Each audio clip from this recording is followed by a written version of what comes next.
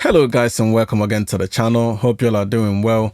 On today's video, I just want to, explain a bit more on getting clarity for your mixes, because I feel like this is an area where a lot of the, engineers starting out actually struggle. So when I hear advice being given online, what you tend to see is they'll ask you to either boost this frequency or cut this frequency to make space or create, clarity to your mixes. But sometimes that is actually far from it. Getting a clarity can actually be just as simple as panning certain instruments or even lowering certain instruments, because sometimes we try to let every element to be heard when mixing is actually all about certain instruments be heard and some not heard. If you have 20 vocals, 5 guitars, 2 drum kits, 5 bass, and you want everything to be heard, obviously there's no way you're gonna get a clear mix, which is why you need to pick ones that are more prominent. Obviously, things like your kick, the main bass, your lead vocals, these 3 are more important. So if these 3 actually stand out, then things like hi-hat can now be behind, because hi-hat is actually one of that instrument that robs off clarity from your vocals. So I have this particular mix that I put together, and I'll show you guys how the hi-hat actually robbed me of clarity on the vocal and what I did to fix it. So that's number 1. So if we listen to this vocal, let me take off this fresh air because that's what I added to actually regain that. So let's now solo these 2 hi-hats, and I'll take this direction mix off. So this is how these 3 elements sounded before I did what I did to them. Obviously we will hear it without what I did, and now obviously I'll put them on to see how much it changed. Have a listen. Oh mine, you just want me all that time. Well, this place, it's never what it seems. Take me out there, take me out of LA.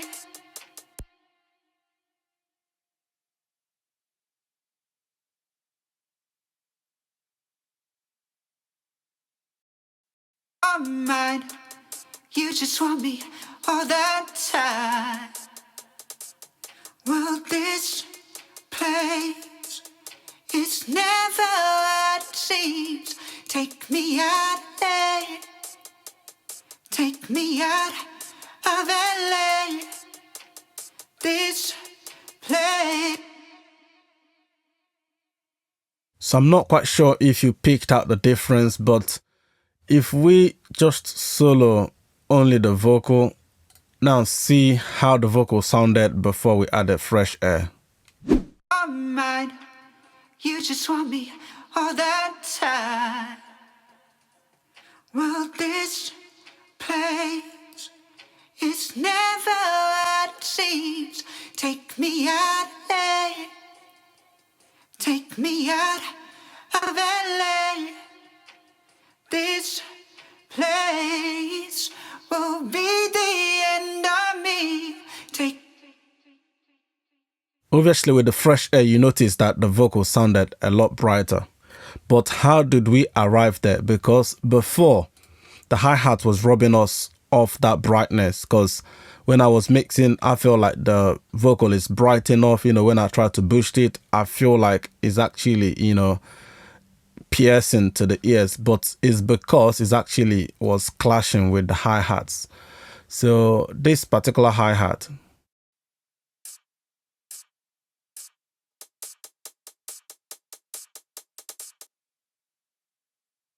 so let me take off this direction mixer. This is how it sounded before.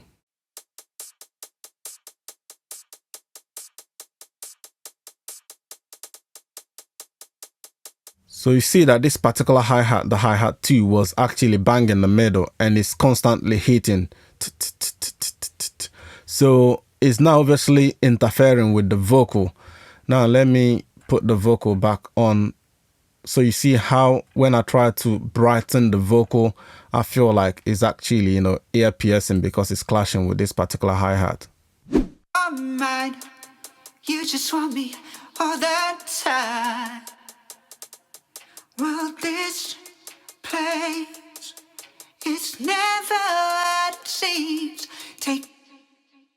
But what have we done to this hi-hat? Instead of, going berserk with EQs or whatnot, it's just as simple as pushing it to the side. This is direction mixer, which is more like panning. But in Logic, obviously, stereo instruments, you can use this to pan it. So just pushing this, 12% to the right has now pushed it away from the center where the vocal sits. Now have a listen to both. Oh, mine. You just want me all the time. Well, this place is never what it seems. Take me out of there. Take me out of LA. This place will be the end of me. Take me out of there.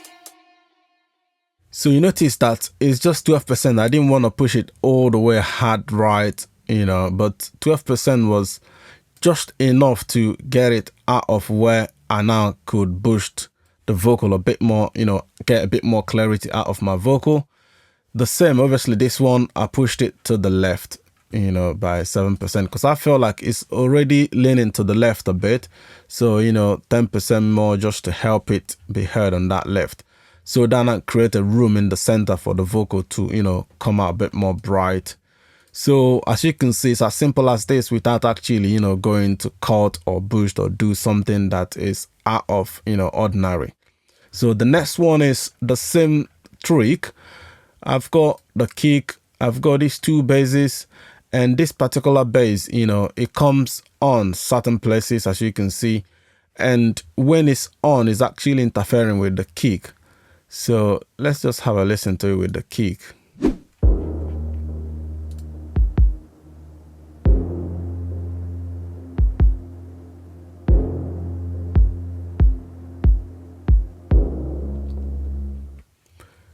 Even though I've done some EQing and stuff, so throwing this on and then pushing it slightly to the left also helped pull it away from the kick, because the kick and this main bass is actually what I want to occupy that center. Because if you have everything to be in the same place, obviously you're gonna struggle. So one or two instruments, having a particular frequency range, but one obviously creates a lot more clarity so you can hear it clearly, but two, just about, you could get away with it. But once there's 3, 4 same instruments, fighting for the same frequency, then you will have a lot of frequency masking.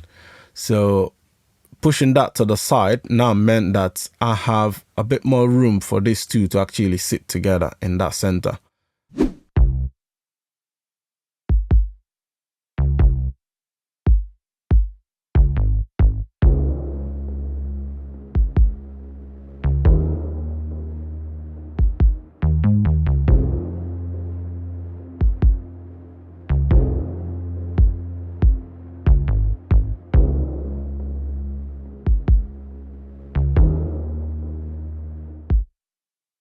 So as simple as that, just panning. So nothing much, nothing out of ordinary basically. So the next thing that we got going on here is on this particular kick drum. So this kick, I had mixed it without this C4. Now, it sounded good.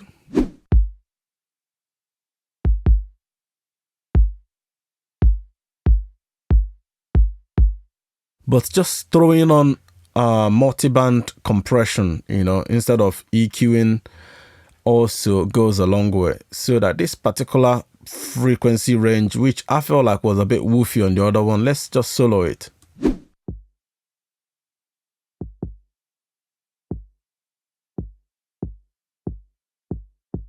So just that particular frequency, I wanted to compress it a bit more, and also while I'm compressing the low end to sort of hold it in place. But I've obviously, gained it back by 2 dB and this one 1 dB. But every time that hits, it pushes it down by, you know, up to 4 dB or so. Let's have a listen.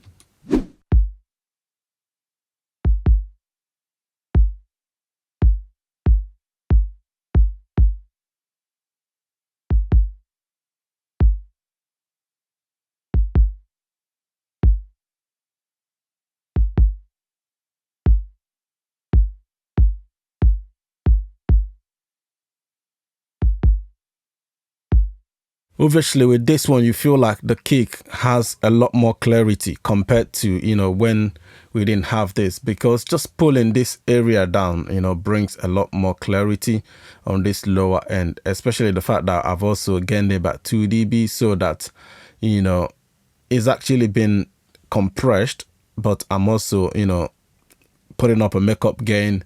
But the main thing is this area that we are now pulling down more to now let this area to be heard more. So let's have a listen to that again, with and without. You see how much clarity the kick now has.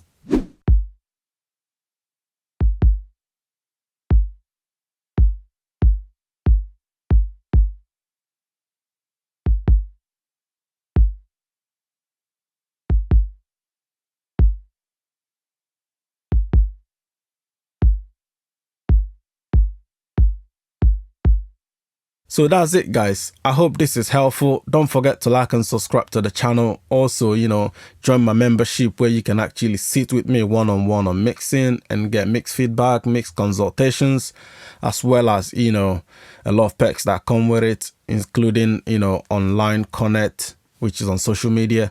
And also don't hesitate to hit that super thanks and super sticker, because it does help the channel. I've got a couple of affiliate links down below which you can use, and it won't cost you anymore, but obviously I'll get a little bit kickback. That helps the channel. You know, finally, don't, you know, hesitate to hit a thumbs up to the video so that YouTube algo can share it to more people. If you found the video helpful, obviously let me know in the comment section.